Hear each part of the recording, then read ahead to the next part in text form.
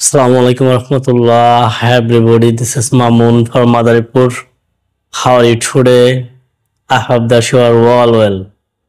Today I am going to discuss with you about spoken rules. রোজটি হচ্ছে কোনো কিছু করা প্রয়োজন। আমাদের কোনো কিছু করা প্রয়োজন বোঝাতে আমরা ইংরেজিতে কিভাবে কথাবার্তা বলবো?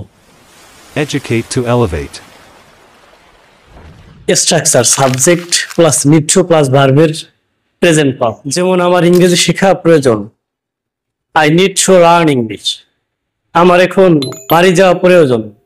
I need to go my home now.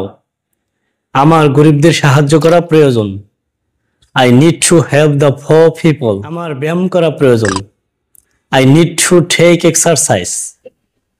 দুর্নীতির বিরুদ্ধে সরকারের পদক্ষেপ নেওয়া প্রয়োজন। Government needs to take actions against corruptions. তার চিকিৎসা নেওয়া প্রয়োজন।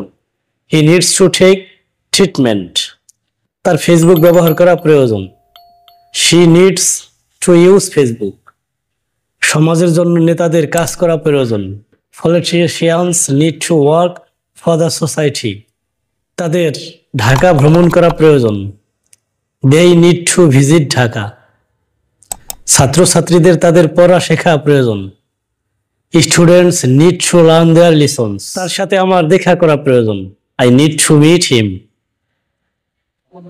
এরকম আরো গুরুত্বপূর্ণ ভিডিও দেখার জন্য আমার পেজ ফলো করতে পারেন, আমার চ্যানেলটি সাবস্ক্রাইব করতে পারেন।